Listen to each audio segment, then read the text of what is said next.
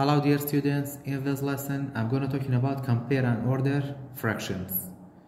For compare and order fractions we can use fraction bars. Example number 1, we have 2 out of 3 and 1 out of 3.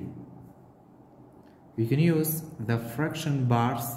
The fraction bar for 2 out of 3 is larger than the fraction bar for 1 out of 3. It means 2 out of 3 is greater than 1 out of 3. Or if we don't have the fraction bars, if we have like fraction, it means those fractions they have the same denominator. Like these two fractions are like fraction because we have 3 as a denominator. When we have the same denominators, we can look at the numerator.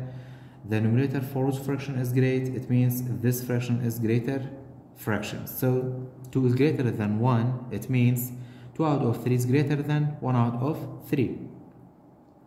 Example number 2, we have 2 out of 5 and 3 out of 5. The fraction bars for 3 out of 5 is larger than the fraction bar for 2 out of 5. It means 3 out of 5 is greater than 2 out of 5.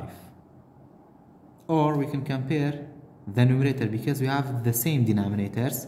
3 is greater than 2, it means 3 out of 5 is greater than 2 out of 5. Example number 3, we have 7 out of 12 and 7 out of 12. The fraction bars for both are like, so they are equal. Example number 4, we have a different denominators, 5 out of 8 and 3 out of 12. We have to look at the fraction bars. The fraction bars for 5 out of 8 is larger than the fraction bar for 3 out of 12. It means 5 out of 8 is greater than 3 out of 12.